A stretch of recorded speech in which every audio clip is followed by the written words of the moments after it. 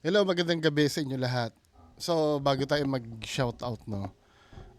Dun muna tayo sa mga ah, PM sa page natin. Unahin natin itong kay si Ma'am Lob na Faith Golden Road. May pinapasa siya sa akin.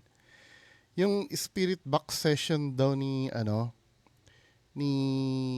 Pepsi Paloma.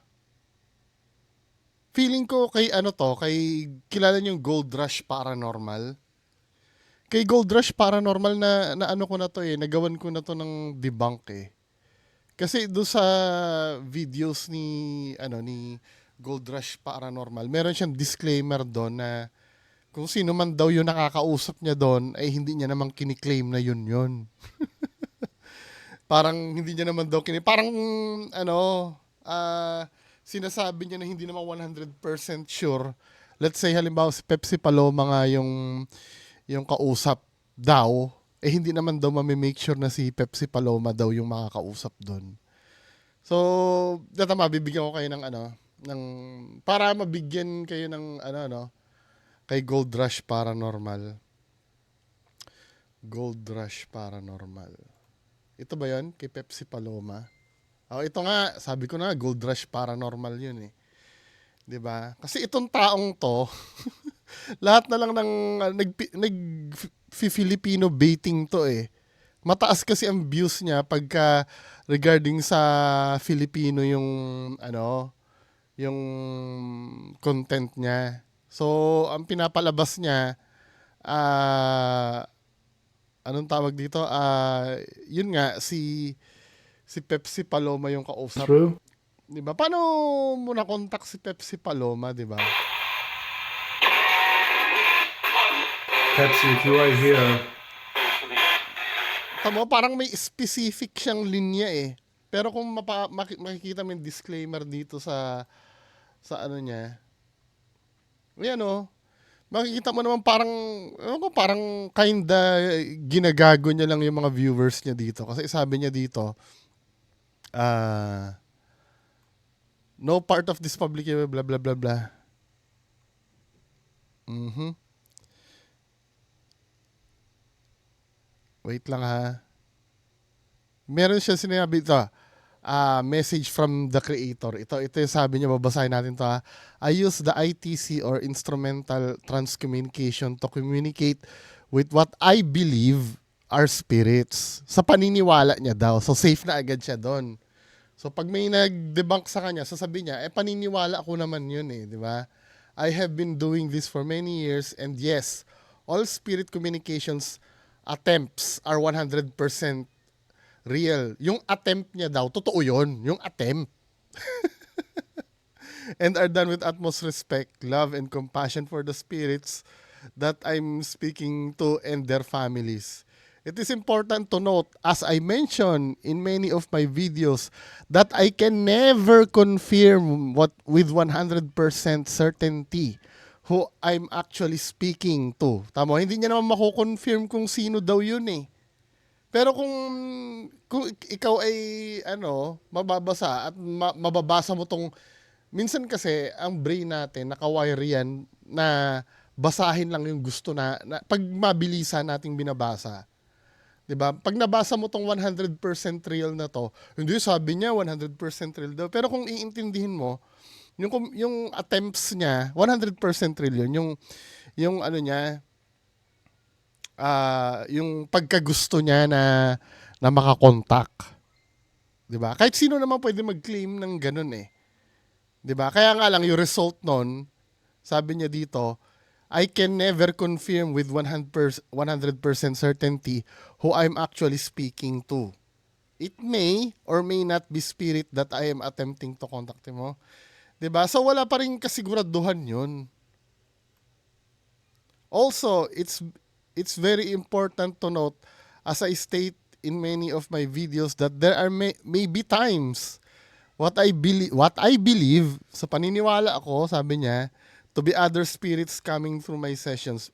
So please do not assume that it's only the main spirit I am attempting to contact in the title or thumbnail, or that he or she even came through in reality as I have no way, wala siyang way para confirming other than my belief. Wala siyang way para ma-confirm daw maliban sa kanyang paniniwala. 'Di ba? Ang kakapitan mo lang dito yung paniniwala niya lang. 'Di ba? Spirit communications is very real and has been documented. Masyadong deceptive tong ano niya eh. Itong ginagawa niya dito eh. Parang pa-safe na hindi ko maintindihan na, o sige, matapos mo kami papaniwalain na si Pepsi Paloma yan, biglang pag may nag-scrutinize, hindi ko naman mabe-verify kung sino yun eh. Hindi naman sure talaga na siya yun. Eh ano pang anong ano nito, men? Anong tatarantaduhan nito? 'Di ba? Ano pa yung ginaganyan-ganyan mo kung hindi na naman pala reliable 'yan? 'Di ba? 'Di ba uri ng panloloko pa rin 'yan, men? Kung hindi mo naman pala, wala lang 'yan. Ay pwede pa lang kahit sino lang palang kausap tapos lalagyan mo ng ano, ng pangalan ni Pepsi Paloma. 'Di ba? Na hindi ka pala sure na siya 'yon. 'Di ba, men? This video is for educational or entertainment purpose only.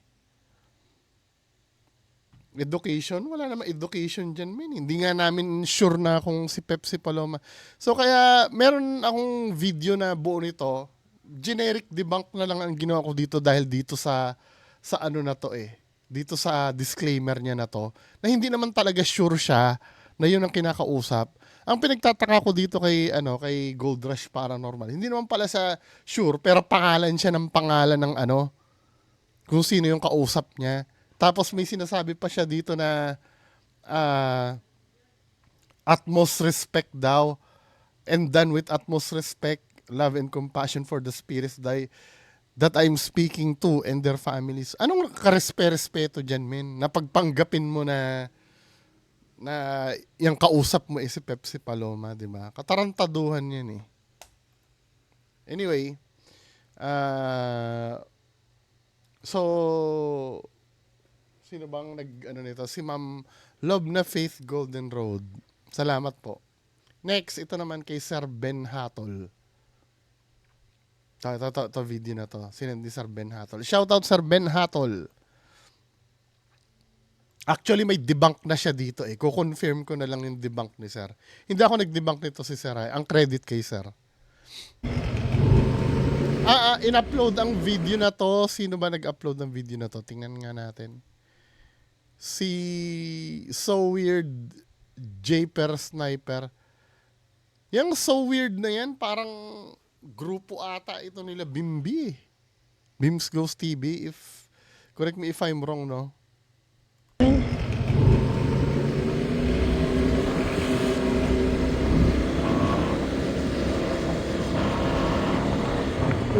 Dito eh. Hindi niya kita sa baba.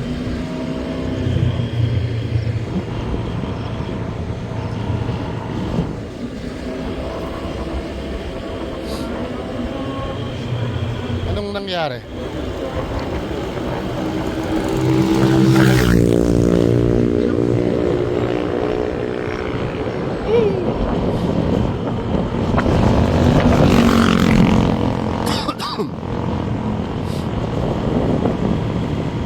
Cara mo dali.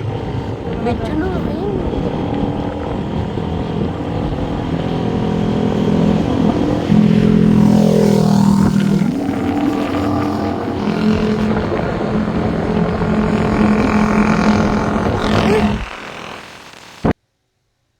Ano yan?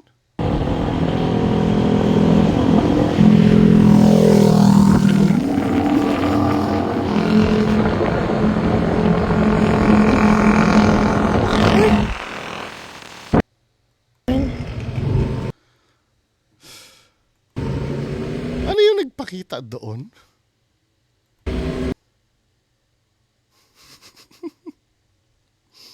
Tingnan natin.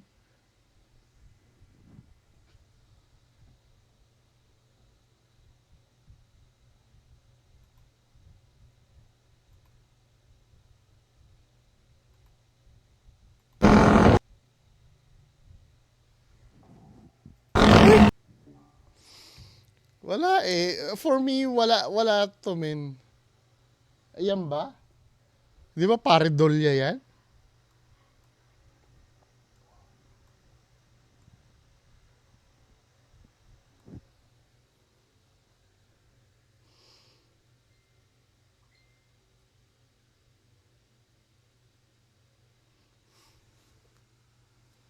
Wala ito. Unang-una pa lang, I don't know, no? Bahala kayo. Hindi, ito ha. Kung maniniwala kayo dyan, bahala kayo. Pero dito sa setup pa lang ng video nila from the very beginning, kaduda-duda na to eh.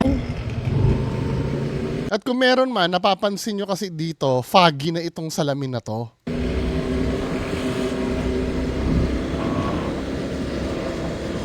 Foggy yung salamin min eh.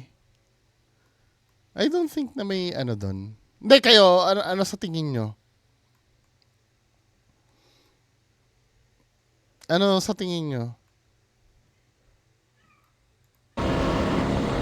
Hindi nakita eh. Hmm? Hindi niya kita sa baba.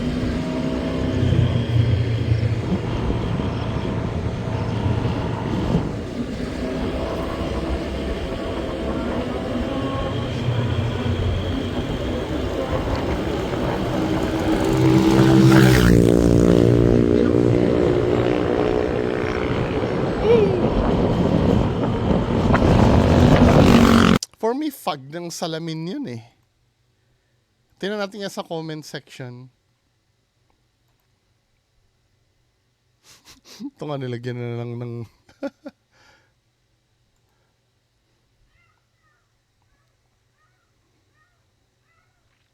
Tingnan natin. All comments.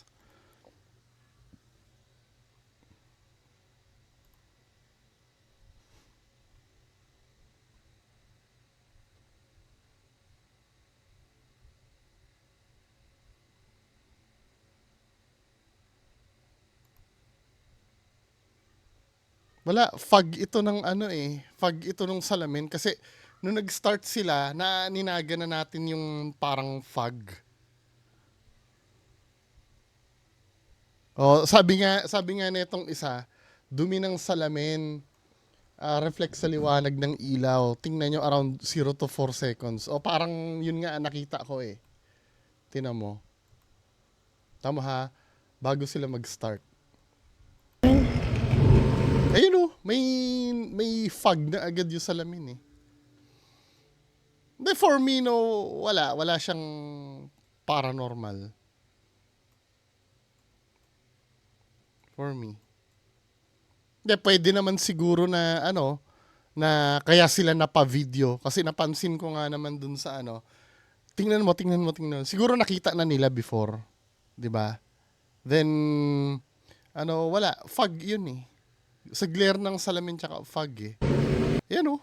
'Di ba? May nabubuo na agad na paredolya eh. I think wala namang paranormal doon. Anyway, patuloy tayo, no? 16 minutes na agad. Bilisan ko na nga lang ng shout out. Yung mga na nood kagabi. Bibilisan ko na lang mga kababayan ko para mabilis tayo. Dalawang video yung isa-shout out ko, yung do sa pre-show tsaka sa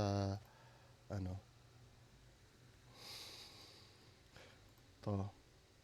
Ma'am Herminia Yamazaki, salamat po. Shout out. Sir Clary Genus, hello. Totoo naman lol, sabi gano'n ni Ma'am Clary Genus. Kapag politics and religion, mahirap talaga magsalita. Minsan nga nagiging mitsa ng panambuhay ang politika. Yung politics at kasi, religion kasi, isa yan sa kailangang igalang mong paniniwala. Kasi wala namang, lahat yan, entitled tayo niyan eh. Lahat. 'Di ba? Hindi mo siya pwede basta, di ba? Halimbawa, kung ako naniniwala na si Manny Pacquiao ang pag-asa ng ng Pilipinas, 'di ba? Paniniwala ko 'yon dahil karapatan kong bumoto kung sino gusto ko, 'di ba? Sa religion din, ganun din naman. As long as may pinagbabase naman sila, hindi naman sila kulto, 'di ba? Kaya out tayo dyan pag politika. Hello, Sir Rafi Medina. Sabi ni Ramrod Dangka. Shout out daw. Ramrod Dangka. Hello. Boy Kape TV. Hello. Sabi gano'n ni Sir. Balita ko sinisipon at inuubo ka. Huwag ka mag-alala para. Uso yan ngayon, ano. Nilalamig nga ako nung nakaraang gabi. Ang technique doon, mag-medyas kayo. Shout out Ma'am Mirakyon. Ma'am ka ba o sir? Sir or Ma'am Mirak iyon? Mirak iyon. Juniebla, hello sir. Jamir Anastasio, hello. Highway Dust, hello. Ma'am Imelda Basquines, sabi nga salamat po sa pag-shoutout sa amin kasi ang iba kapag medyo umangat na ignore. Hindi, kasi kayo kasi yung buhay ng channel din naman. Kumbaga, way na ito para, hindi naman para bayaran kayo, no? Para isoli, isoli. Para bigyan ko rin naman na recognition yung para to show you na ina-appreciate ko yung time na ginugugol yung manood sa akin. Sabi ni Sir ni Lester, 2 years na yan. Ano to? Yung si ano. Hello, Brian Joseph Gamyaw. Mismo ng pare serye. May bagong balita ba kay Diwata? Wala naman na yatang Sabi ni Fairy Ava, 2025 na necro pa din kami. Wala ganun talaga Fairy Haba. Pareak naman po, Sir Creep 5, nakakatakot na video sa internet. Bigyan nyo ko na link, ma'am. Ma'am Fairy Ava. Bigyan nyo ko ng link. Para diretso tayo. Pagka nabasa ko, click ko na agad. Tingnan natin yung Hello, Sir Martsan. Kay, hello Kay. Shout out. So, next video na shout out natin. Yung kagabi. To. Yung nangangatok sa gabi, no? Hello, Sir Rapi Medina. Sabi nga ni Sir Rapi Medina, all are totally fake news in the end and everyone's been fooled. Long story short, don't ever believe right away, but instead there should be a thorough investigation to what's the truth behind. Kaya ayan, magnanakaw lang pala o taong grasa. Ang nakakatakot doon ay kung may dalang armas o kutsilyo, nagpapanggap na banoktok yan. Mas nakakatawa pa yung engkanto ni Smoke Creepy na sumalo ng Chocomucho at Royal. Official drink ng mga elemento. Pero wag naman nating kontrahin agad na nag-e-exist yun. Kaya lang, ang sinasabi ko kasi, yung mundo kasi ng paranormal, mga kababayan ko, ano kasi yan, 1 in a million yan. Hindi ko naman sinasabing hindi totoo, no? O wag natin sabihin hindi totoo. Malay mo totoo naman. Ngayon, may 100% proof na ba ako ng paranormal? For now, wala pa, no? May nakita man ako doon sa Clark, hindi ko rin pwedeng panghawakan yun as 100% proof. 'Di ba? Or kung meron man kami na-capture na boses or Kasi for me, kung 100% talaga na proof ng paranormal ang pag-uusapan, yun yung mga bagay na sobrang compelling na kapag expert na yung makakakita, let's say, nagde-defy na talaga na ng laws ng physics, no? Na nga ganon. Pwede na natin, i-consider pa lang. 'Di ba? Ganon dapat kahigpit tayo ng paranormal. 'Di ba? Kahit sa mga claims din, kahit sa mga explorations ko rin, handa na rin naman ako kung halimbawa may nag-debunk. Wala akong magagawa na debunk Katulad nung last na pinuntahan naming hospital kasama Sir Just Clint, 'di ba? May nag-debunk no na yung may narinig akong tawa habang binubuksan yung ano, yung pinto. Langit-ngit pala ng pinto 'yon, yung tunog tawa. 'Di ba? Sino ba nag-ano sa akin nun? Nag Nag-debunk nun. At least kahit papaano, kung yun talaga, eh wala akong magagawa. At least ganun talaga, 'di ba? Kaya ang maganda every time na ano kasi, na nag-explore at may evidence na nakukuha, hayaan natin yung audience na magsabi. Kasi magtutulungan tayo kung ano ba talaga yung narinig o hindi Hello, Cholo, Cholo Rocales. Hello. Sorry na, nahirapan ako magbasa ng name. Hello, Sir Tanglao. Sabi ni Sir Tanglao, dalawang beses ako nag-sleep paralysis. Pakita ko sa inyo yung message para makita nyo.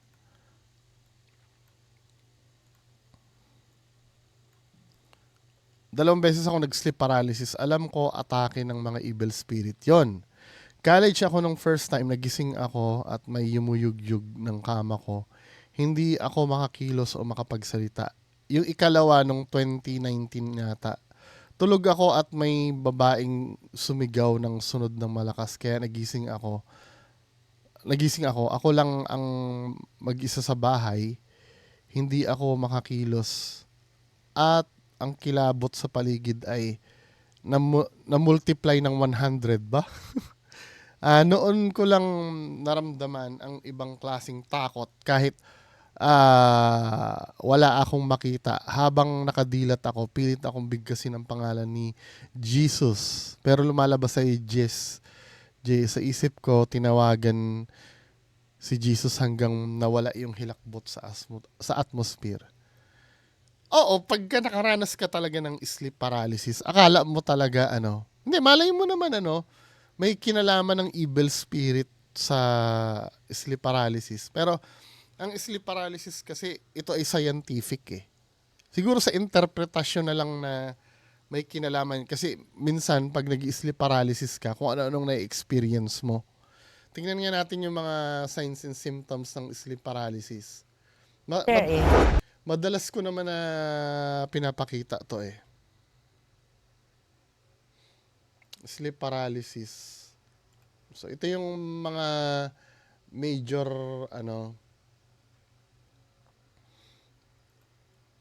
major signs and symptoms, di ba? Intruder hallucinations. Ano ba yung intruder hallucinations na yan?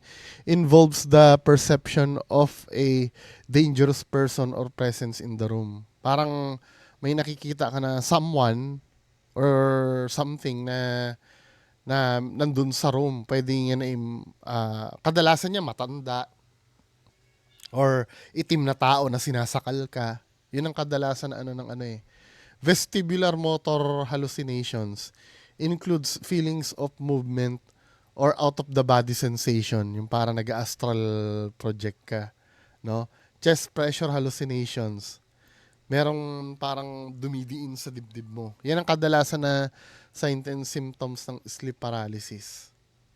Kasi pag nag-sleep paralysis kasi nasa between ka ng wake tsaka wake ang tawag dito? Wake at sleep. Ganito po kasi yan, May dalawang uri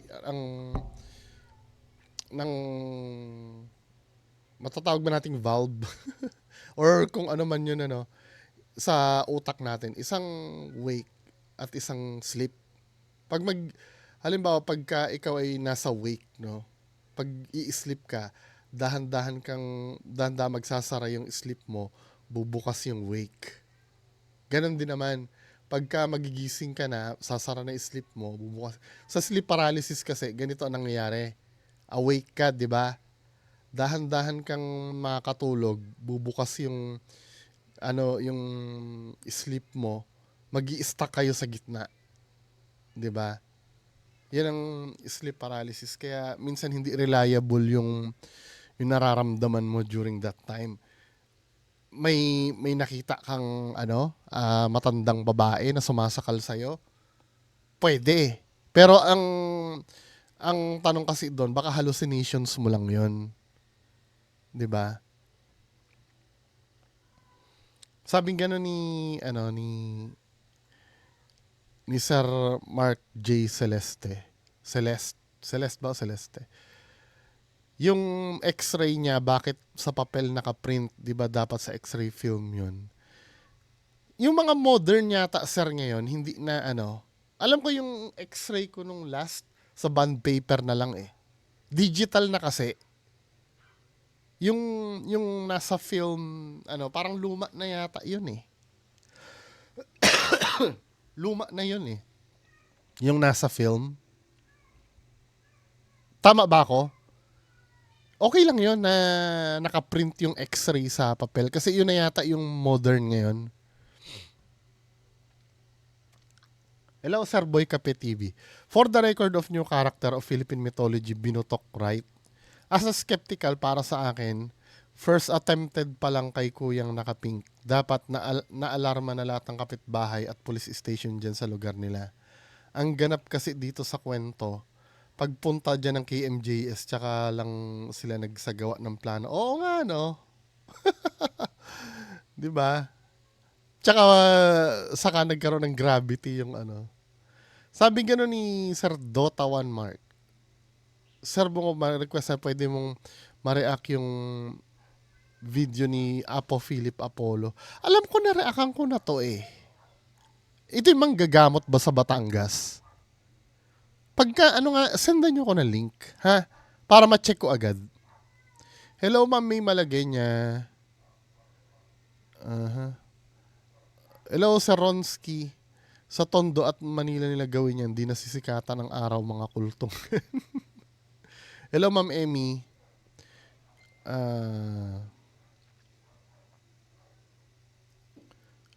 Yung mga katok-katok na yan, pag dito sa Tondo yan at humingi ng saklolo ang nasa bahay, may kalalagyan sila. Buhay pa rin yung dyan sa Tondo siguro. Yung tulungan ng mga magkakapit-bahay, no? Yung sleep paralysis na sinasabi mo, Sir Bungo, madalas ko naranasan nung bagets pa ako. Naririnig ko mga tao sa paligid ko, nakikita ko at naririnig ko sila pero hindi ako makagalaw. Kaya ang ginagawa ko, nagdadasal ako. Then pag nakanti or napadikit isa sa pinsan or ate ko katawan ko, bigla ako nagigising. Yung tulog ka pero naririnig mo sila na nagkikwentuhan.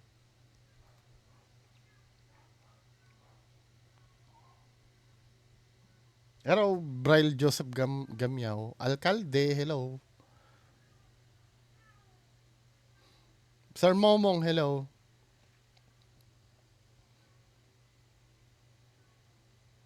Hello, Sir Martsan. Fairy Ava.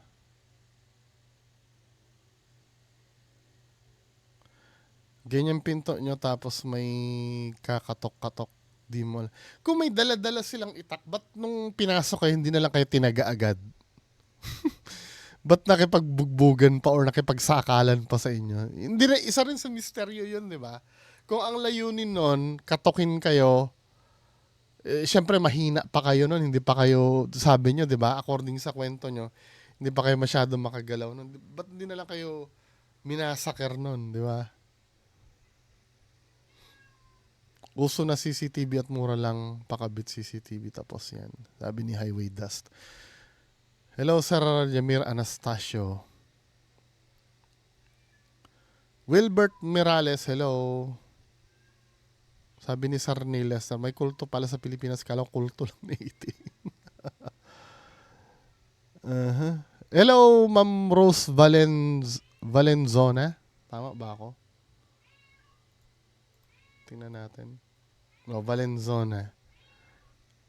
Hello, Ma'am Imelda Basquines. Hello. Hello, Nanay Riza. Kamusta na? Romel Arellano. Hello po. Juniebla. Hello. So, mamayang alas 10 yung ating main content. Medyo maganda-ganda pag-uusapan natin mamaya. Magandang gabi po sa lahat. Bye-bye.